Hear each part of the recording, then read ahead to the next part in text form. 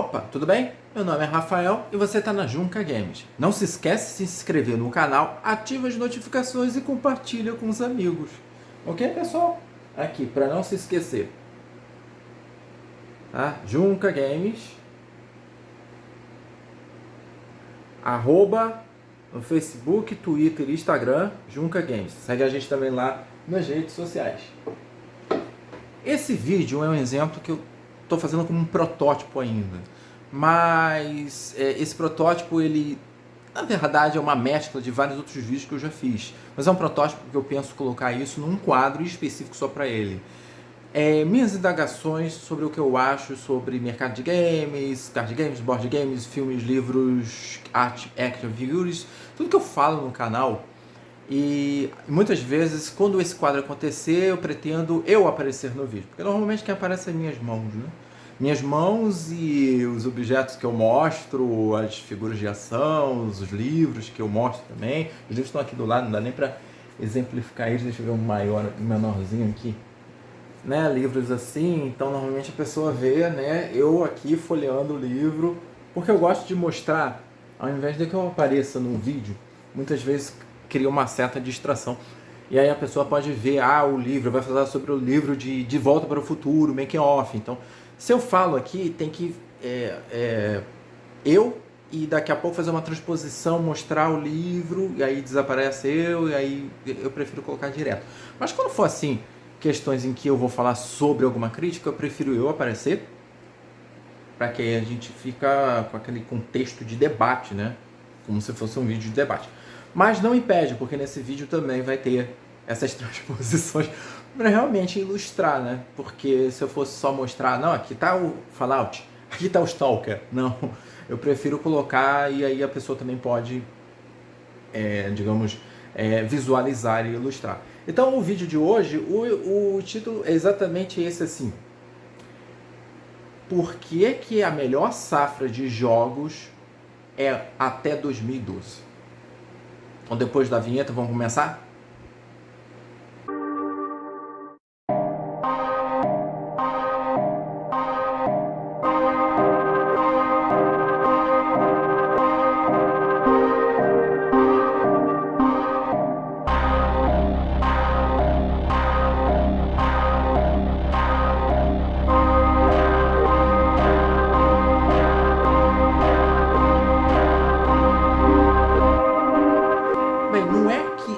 Apenas antes de 2012 os melhores jogos tenham sido os melhores jogos antes de 2012 ou até 2012.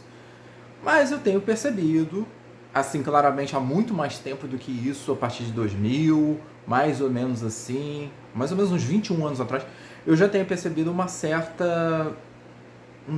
declínio da indústria de games. Isso acontece com qualquer indústria, acontece pelo fato de que quando você se acomoda a um sistema econômico, você já está ganhando dinheiro com aquilo que você está fazendo, a inovação ela dificilmente ocorre. Porque em time que está ganhando não se mexe. O grande problema é que nosso mundo é mutável. Então em time que não se mexe por muito tempo não se ganha também. E por que não ganha? A exemplo, recentemente, Cyberpunk 2077. Insistentemente os fãs e a própria empresa fala, não, esse jogo é bom, esse jogo é bom, esse jogo é horrível, terrível, é o pior jogo que eu já vi, é o pior jogo que eu já joguei, é o pior jogo que eu já vi, é o pior jogo que eu já ouvi falar antes e depois, né? Eu não esperava que fosse assim, eu já fiz um vídeo desse, onde só aparecem as minhas mãos, e que eu falo sobre o tão terrível que foi o lançamento do Cyberpunk e o que você já previa que isso ia acontecer, porque o marketing estava muito, né, pegajoso. Era muito bom para ser verdade. Não que não fosse possível ser verdade. Mas a Cyberpunk é um exemplo que o investimento de um jogo que poderia ser o melhor da geração foi, na verdade, o pior da geração. E isso significa por quê? Porque se esqueceram que a comunicação no marketing e o que eles deveriam ter entregue não casou, né? Eles venderam Blade Runner e deram Shadowrun de 1990. Nada contra, eu gosto de Shadowrun, ainda mais de 1990. Hoje em dia também está muito bom. Mas imagina você, aquele gráfico todo, aquela interação, aquele jogo de luzes, aquele dinamismo do ambiente, aquele nevoeiro, você passa com o carro e o nevoeiro se dispersa e te entrega um jogo de Nintendo. Eu tenho certeza que você gosta de jogos de Nintendo, mas foi vendido uma coisa de PlayStation 5, mas te deram um jogo de Nintendo dos anos 90. Foi isso que aconteceu com o Cyberpunk. Cyberpunk é o exemplo do que jogos hoje, jogos a partir de 2012, não são muito bons. Na verdade, eles não são ruins. Cyberpunk é a parte, ele é bem ruim mesmo. Eles não são ruins, eles só não são melhores que jogos anteriores a 2012. Jogos de 2001, 2004, 2007 são melhores que jogos atuais. E deveria ser o contrário, porque nós temos mais tecnologia, nós temos muito mais desenvolvimento, nós temos aprendizados de jogos que foram realizados e a gente percebe que existe, parece que um downgrade, né? Downgrade da realidade tecnológica dos jogos, né? Outro dia eu estava jogando e eu percebo que, por exemplo, eu preferi jogar, e olha que isso é um retrocesso, para pensar bem. Eu preferi jogar Hexen de 1997, tá? Que eu joguei em Nintendo 64, acho que tem mais de 25 anos que eu não jogo esse jogo, e ele é melhor que alguns jogos hoje. Assim, é divertimento, porque a proposta de Hexen não era dar o melhor inteligência artificial. É um mundo místico onde você escolhe 3 classes de personagem e faz diferença essas 3 classes. Não tem aquela influência de que se você ajudar uma pessoa, você tem um sistema de karma. Não, isso existe na série Fallout, na série Stalker. Mas é um jogo divertido. É um jogo melhor que muitos jogos, né? Assim, a gente vai começar com uma seleção de jogos agora, para vocês perceberem como é que existe alguma coisa, não é aquela coisa assim, no meu tempo era melhor. Quando eu era pequeno, os jogos não chegam nem perto do que eram os jogos hoje em dia.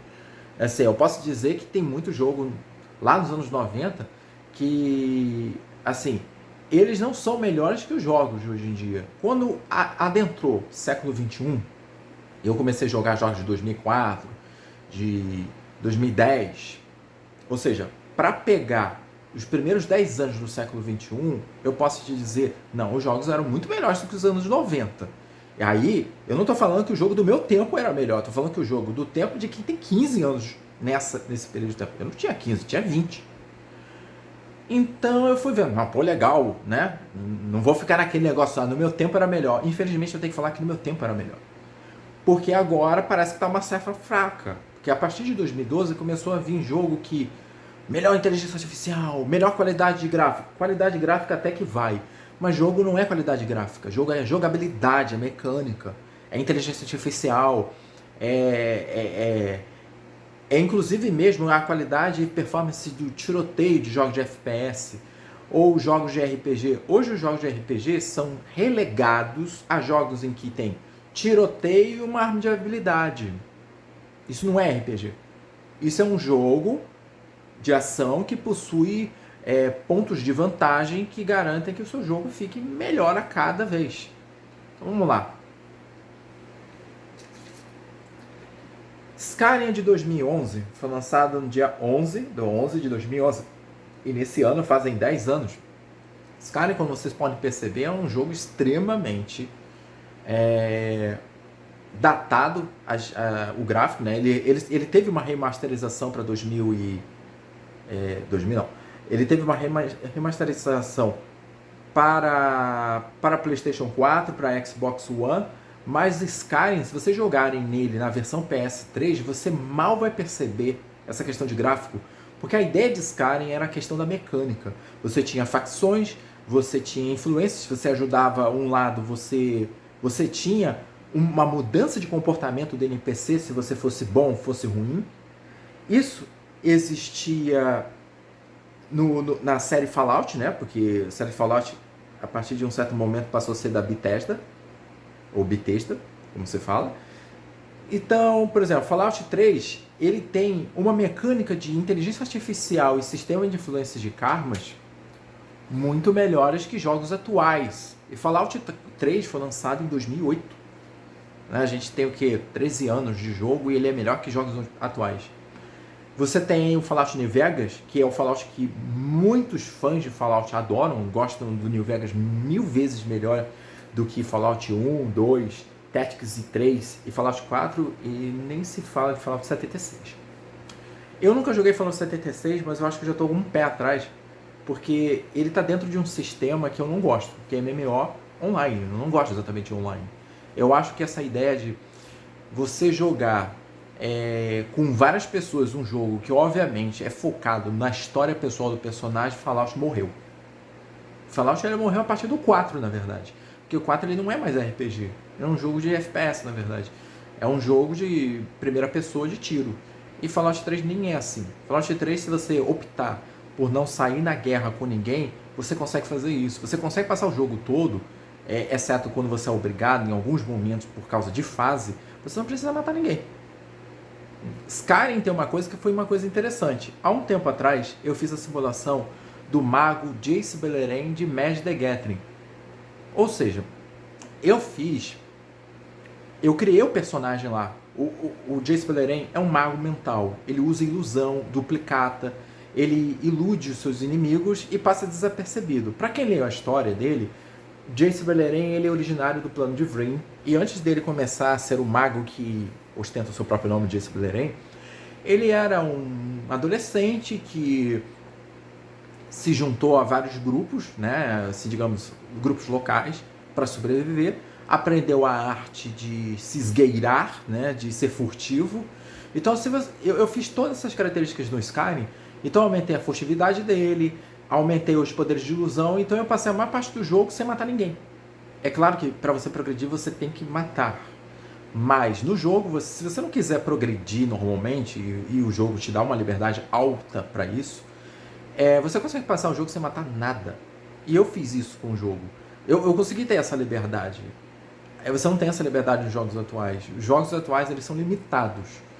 São extremamente limitados nesse sentido. Eu não gosto de jogo que me limita muito nas minhas ações. Ainda mais quando o jogo propõe isso. Você vai ter liberdade de ações. Se você fizer certa coisa, a influência que você fizer no side quest vai influenciar o main quest. Eu vou comprar esse jogo. Sem sombra de dúvida. Tá R$300, eu vou comprar. Cyberpunk foi um exemplo disso, né? Eu tenho que voltar nele de vez em quando, porque ele é o exemplo negativo do que um jogo não deve ser. Vamos passar para o próximo. A série Stalker. A série Stalker, ele não é novo, é de 2007. E foi lançado seguido, né? Foi lançado As Sombras de Chernobyl em 2007.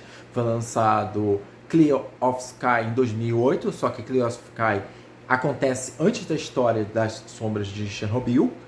E a sequência direta das Sombras de Chernobyl foi lançada em 2009, que era o chamado de Pripyat. Chernobyl é baseado exatamente no evento, no incidente do vazamento nuclear que aconteceu na Rússia em 1985, 88, agora me esqueci, não sei, nos anos 90. E esse incidente criou várias linhas de literatura, muita gente fez filme sobre isso, jogos. O próprio Metro Exodus, ele conta com uma parte da equipe que fez o Stalker. Por isso os jogos, apesar de serem russos também, baseados em livros, né? Porque o Stalker foi baseado em livro também. A ideia era de mostrar como é que é lá na zona do incidente. Aí tem uma pegada, uma abordagem muito bem feita. Veja bem que Stalker, ele tem elementos de ação e de RPG. Você tem inventário, você tem que tomar cuidado com o tamanho do seu inventário, porque tem peso. E o Stalker ele tem umas coisas que não são muito passadas no Wikipedia. Você tem um sistema de sobrevivência natural. Você precisa comer, você precisa se hidratar, você precisa tomar cuidado com radiação. Você faz diferença se você utilizar um tipo de colete, de arma. Faz diferença se você utilizar uma arma. Quanto mais você usa uma arma, mais são as chances dela aumentar de nível. Aí geralmente tem uma setinha assim, aí você tem que ir no mercador especial e aumentar o nível da arma. Tem muito jogo, não chega nem perto do Stalker de 2007. 2008 e 2009. Eu acho que a mesma empresa está pensando em lançar o Stalker 2. Pode parecer estranho, porque na verdade o chamado de Pripyat deveria ser o Stalker 2. Mas é considerado o Stalker Sombras de Chernobyl, Clear Sky e chamado de Pripyat é considerado Stalker 1. Stalker 2 foi prometido em 2012, o projeto foi cancelado e foi retomado e parece que pode ser lançado nesse ano. Mas ainda eles não determinaram uma data, até porque eles não têm certeza ainda se vai lançar nesse ano. Espero que eles lancem com a premissa que era. Porque a ideia é sempre de inovar, mas a ideia é sempre de manter o que fez o jogo ser um sucesso, né? Não é só pelo gosto, eu gosto do jogo assim. É óbvio, você jogou o jogo porque gosta do jogo assim. Se o jogo mudar, boa parte da base de fãs deles pode, migrar, né? Porque normalmente é o que acontece. Foi assim quando eu vi Fallout 4 foi lançado em 2015, eu já sabia que está sendo preparado para virar MMO, porque o jogo não tinha nada a ver com Fallout 3, Fallout New Vegas, Fallout Tactics e o Fallout 1 e 2, não tinha nada a ver, nada a ver. São jogos com gráficos extremamente datados, mas o que interessa nesses jogos nem é isso. É justamente a mecânica, a dinâmica que o jogo dá, que é de você fazer o seu personagem, você criar sua linha de habilidades, escolher praticamente seu perfil dentro daquele mundo e o mundo reagir com o que você escolheu. Ou seja, se você escolheu ser mais furtivo, jogar tudo na lábia, você precisa contornar combates, porque você não é bom de tiro, você não é bom de aguentar bala, porque você não tem muita resistência, né? É que nem escolher ser mago. Você tem uma forma de jogar. A grande maioria dos jogos que eu jogo, eu escolho ser a classe mago, eu sou obrigado a ser guerreiro. Eu tenho que abandonar todas as minhas definições, porque os jogos atuais, eles estão na linha de MMO. Loot, microtransação, caça-níqueis. História é segundo plano, se é que existe. Mecânicas de IA não faz nenhum sentido, porque você está jogando com uma outra pessoa, então inteligência artificial para quê? Né? Não faz sentido. E você vê que quanto mais as empresas investem seu tempo dentro de jogos que não precisam de inteligência artificial, não tem esse investimento, eles ficam desfamiliarizados, vão para os jogos offline e criam um jogo meio parecido com o MMO que eles estão acostumados a fazer. Um jogo que não tem história, um jogo que não tem inteligência artificial, um jogo que é curto e um jogo que não vale o investimento sob nenhum ponto de vista. Tem alguns jogos que ou eles são 100% cyberpunk, ruins, ou eles são 50% e em algum momento eles passam a ser 100% ruins.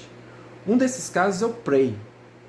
O Prey, ele foi lançado pela Bethesda, foi desenvolvido pela Arkane, que foi a mesma que desenvolveu o Dishonored. A premissa do Prey, para mim, é perfeita. É um jogo que alia muito aquele medo que tem em filmes de Alien, né?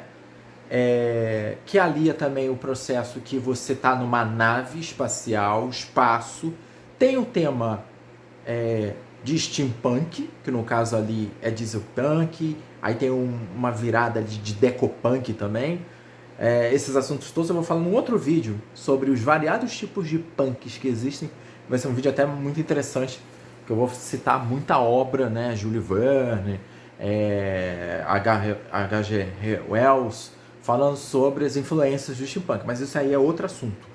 O Prey, ele pega muito desse estilo e faz o jogo ser ao mesmo tempo esteticamente, visualmente agradável e a jogabilidade também. Você pode pegar os objetos, você tem uma árvore de habilidade que você pode consertar torretas para poder te favorecer, ou você pode levantar caixotes fortes, ou você pode utilizar os poderes das criaturas. Quando o Prey se torna um jogo ruim, 100%? Quando uma tal criatura chamada Nightmare entra no jogo. Nightmare, ele tem a mesma premissa e a ideia de Nemesis em Resident Evil 3. A criatura ela não é dissipada. Você matou ela, ela não fica permanentemente morta. Você tem até uma missão para impedir que entre o momento que você mata ela e o momento que ela surge, demore um pouquinho de tempo para ela aparecer. Mas o que acontece é que ela obriga você a não prestar mais atenção no jogo. Porque o jogo, veja como é que o jogo se torna ruim pelo fato de que a equipe de desenvolvimento não conseguiu entender o próprio jogo que criou. A premissa do Prey é ser um jogo de investigação, um jogo de espreita furtivo, que você fica o tempo todo se escondendo dos bichos, Tem enfrentamento, tem realmente, você tem um arsenal de armas até para isso. Mas o objetivo é você... essa é a estação Talos, né? Que é o nome da estação que você está. E aí você descobre o que aconteceu com as pessoas, as histórias delas. Você tem terminal para acessar. Então é um jogo atmosférico. Um jogo atmosférico é um jogo que você vislumbra o visual, explora o local, tem alguma ação, tem alguma interação, mas o objetivo é de você conhecer o que aconteceu ali. Quando eles colocam no Nightmare, toda essa ideia morre. Porque ele fica toda hora atrás de você. Você tá lá vendo o terminal, de repente aparece a musiquinha dele, que é tan tan tan tan tan tan tan. Aí aparece o bicho ali e você tem que matar ele. O grande problema disso é que quebra ação, você consegue matar ele até rápido, se você tiver uma escopeta. Se você não tiver, você vai demorar um pouquinho de tempo. Se você tiver uma bomba e melhoramento da pistola, você consegue matar ele com, acho que, uns 5 tiros.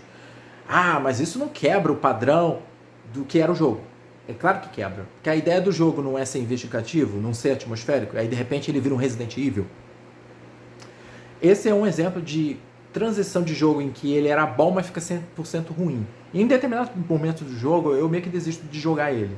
Porque a ideia do jogo é muito interessante. Você descobre aquelas teorias que a gente tem de Apolo 11, o que aconteceu, por que o ser humano não foi mais para a Lua, será que foi falso, foi fake aquilo tudo?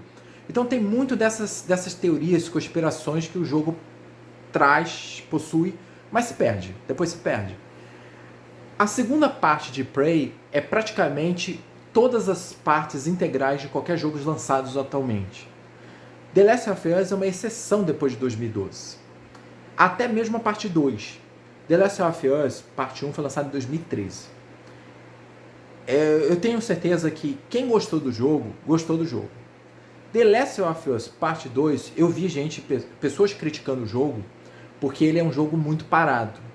Ele não é um jogo parado, ele é um jogo visualmente ligado à narrativa. Até porque The Last of Us não é um jogo de tiro, é um jogo de narrativa. Você tem jogo de tiro por uma questão de narrativa, faz parte da história. Você tem corsetes por todo lado, você tem maraudas, você tem errantes e facções que se formaram depois do Outbreak, né, do contágio completo. Então é normal que você tenha conflito. Mas o objetivo do jogo não é pegar uma metralhadora e sair dando tiro em todo mundo, porque esse não é o objetivo do jogo. O objetivo do jogo é você saber da história daquelas pessoas, ver a abordagem, o ambiente. Eu não sei quantas vezes eu parei em The Last of Us 1 e 2 para tirar foto, porque o ambiente é todo, sabe, muito inspirador aquilo. Então o jogo não é de forma alguma baseado em jogo de tiro. E foi isso que, aí puxando, tem que falar de novo, Cyberpunk. E essa que foi a premissa do Cyberpunk. Os desenvolvedores venderam o Cyberpunk como um FPS, mas diziam insistentemente que, na essência, Cyberpunk era um jogo de RPG. A grande maioria das pessoas que apostou suas fichas em Cyberpunk são oriundas de jogos de FPS e MMO. Quando eles foram pro jogo, e a maioria dessas pessoas que acham que o jogo é bom, são as pessoas que não se importam com história. O jogo pode ter história, eu já vi histórias melhores que Cyberpunk. E é aquela história bem rasa. Tá? A história ela é linear, na verdade, dentro do próprio jogo. Ele não tem uma liberdade que eles falaram. É uma liberdade de jogo. Não é um jogo linear. Você só tem um intervalo que você pode entrar na cidade, ir nos lugares, e mesmo assim você não pode entrar em lugar nenhum. Em comparativo do próprio jogo da CD Projekt Red, em Witcher 3, que foi o jogo que as pessoas mais jogaram, Witcher 1 e 2 também tem isso, você pode entrar nas edificações. Cyberpunk, eles disseram que ia ter muito local para entrar. Foi o local onde eu nunca achei local para não entrar. Você só entra quando você está em fase, em missão. Ou seja, é um jogo... Eu já falei que é ruim. É um jogo ruim. Assim, é uma pena. Porque pela ideia que eles estavam querendo vender, como eu falei num outro vídeo, em que eu falei sobre Cyberpunk precisamente, a ideia era de vender um jogo que fosse tipo um Deus Ex muito melhorado. E o que a gente vê é um jogo muito inferior ao Deus Ex de 2001.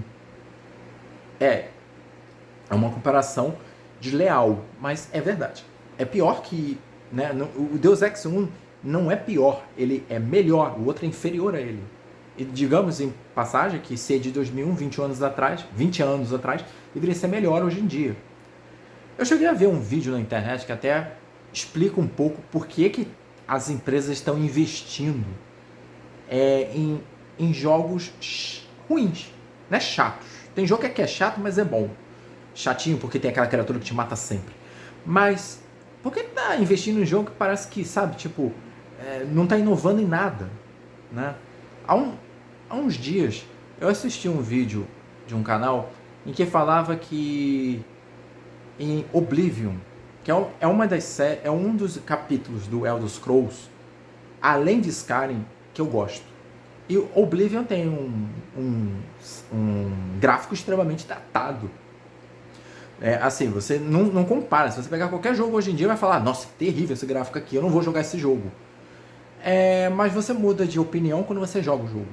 Ele tem uma mecânica diferente. Lá, por exemplo, em Oblivion, tem muita coisa que para Skyrim não passou. E quando eu jogava Skyrim, muitos jogadores de longa data de Elder Scrolls falavam que Skyrim não era um jogo de RPG. Eu falava, como não é um jogo de RPG? Comparado a qualquer outro jogo, é melhor que qualquer jogo de RPG. Mas eles estavam certos. O Oblivion realmente mantém um padrão de RPG. Você tem classe, você tem marca de nascença, que é praticamente uma influência de subclasse. Você tem a espécie, que você escolhe no Skyrim, mas no Skyrim você na verdade quando você faz seu personagem, você escolhe a espécie e esteticamente você faz o seu personagem. Nesse você escolhe a classe, a subclasse, e quando você escolhe a classe e a subclasse, você automaticamente passa a ter que desenvolver o que eles chamam de habilidades específicas, que no jogo, se você estiver jogando em inglês, é Major Skills. Ou seja, você tem que desenvolver essas habilidades para passar de level. Se você não desenvolver, você não passa de nível. Isso obriga que você mantenha a sua escolha do começo ao fim. Isso pode parecer ruim, porque você fala assim, mas se eu escolher mago, eu não posso ser guerreiro. Pode ser guerreiro que você vai aumentar, que é chamado Minor Skills. Você vai aumentar, só não vai passar de level. Mas por que esse é um sistema melhor? Hoje em dia você pode ser qualquer classe. No Skyrim, por exemplo, você pode começar como mago, terminar como guerreiro, fazer bárbaro, ser clérigo e terminar como comerciante tradicional de alguma cidade por lá. Você pode terminar dessa forma. Mas isso não prepara o jogo a ter uma mecânica que funcione. O que acontece em Oblivion? Você escolhe ser um mago e todas as suas habilidades estão voltadas para magos. O jogo prepara a mecânica para você poder utilizar isso o tempo todo. Em Skyrim, você pode ser mago, mas não importa que você queira ser mago, bom de lábia, não querer conflito, que você é obrigado a conflitar mesmo assim. Ou seja, em Skyrim, liberdade completa entre aspas. A gente não tem liberdade em Skyrim. A gente tem uma possibilidade de simulação, mas se você quiser progredir na história, você obrigatoriamente vai ter que matar. Em Oblivion você pode optar. Tem algumas missões que você é obrigado a fazer certas coisas que faz parte da mecânica. Mas na grande maioria não. Você pode fazer do jeito que você quiser. Que é assim que funciona a ideia do RPG do Oblivion. Morhaid é ainda mais raiz nesse tipo de RPG. É claro que isso não tira o mérito se você gosta de jogos atuais. Ainda mais se você não se importa com elementos como esse. Eu já acho que a maior parte dos jogos hoje em dia nem vale muito a pena comprar, sinceramente. Por exemplo, série Assassin's Creed. Vou mexer no vespeiro falando isso. Mas Assassin's Creed já tem um bom tempo que não inova nada. Eu acho que a partir do Black Flag, possivelmente. E, estranhamente, Black Flag é de 2013. Se não, essa época um pouquinho anterior. Mas eu gosto da série Assassin's Creed, tá? Apesar de eu falar assim, mas isso é ruim. Não. Se você está disposto a comprar porque gosta, é uma coisa. Se você está procurando inovação, o Assassin's Creed não traz mais inovação a partir daí. Parece que chegou num ponto em que eu não consigo mais inovar. Né? Os jogos têm coisa para inovar, tem recurso para inovar. Né? Existem muitas coisas novas para inovar, mas o que acontece é que no final das contas parece que as empresas estou ganhando dinheiro mesmo com o loot aqui, para que eu vou investir numa história maior? Para que eu importo? Nesse vídeo que eu citei, é É um vídeo que fala uma coisa que eu já sabia, que eu observava, mas talvez aí tivesse uma explicação. Em Oblivion tem um DLC, eu não sei disso porque eu não adquiri esse DLC, que você ganhava um pacote que era o cosmético de um cavalo, que era a armadura de um cavalo. Ou seja, cosmético significa dizer que não faz nenhuma influência nenhuma ter uma armadura ali para ele. Não vai aumentar a resistência dele, não vai aumentar o peso do cavalo, não vai te dar a possibilidade de guardar coisas da armadura, porque aí você teria mais slots. Não, era só esteticamente. Embora o autor do livro tenha dito que isso seria mais interessante se fosse online, eu já acho que não. O cosmético não é só para você mostrar para o outro. O cosmético pode ser para você também. Mas veja bem que isso era cosmético, não era tão útil. E parece que, pelo autor do vídeo, foi um dos DLCs mais bem vendidos. Quer dizer, era tão inútil para o jogo quanto poderia ser.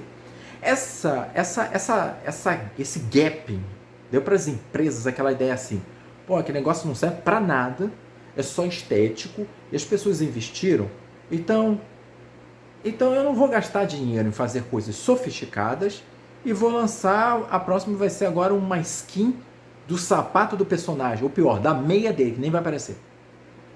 E aí, de lá pra cá, esse desenvolvimento, e olha bem que o Oblivion é de 2006, de lá pra cá as coisas foram ficando um pouco cosméticas. Eu, quando joguei Elder Scrolls Online, joguei com a premissa de que seria uma continuação da qualidade que eu vi em toda a série. Exceto a Arena do Daggerfall, que ainda não joguei, mas a mesma ideia de Arena do Daggerfall é a mesma precisa de Duke Nukem. Claro que não com aquele besterol todo, mas tem a ver com aquele gráfico, aquela mecânica daquela época, então eu espero ser um jogo primitivo. Então eu não vejo a proposta dele ser maior.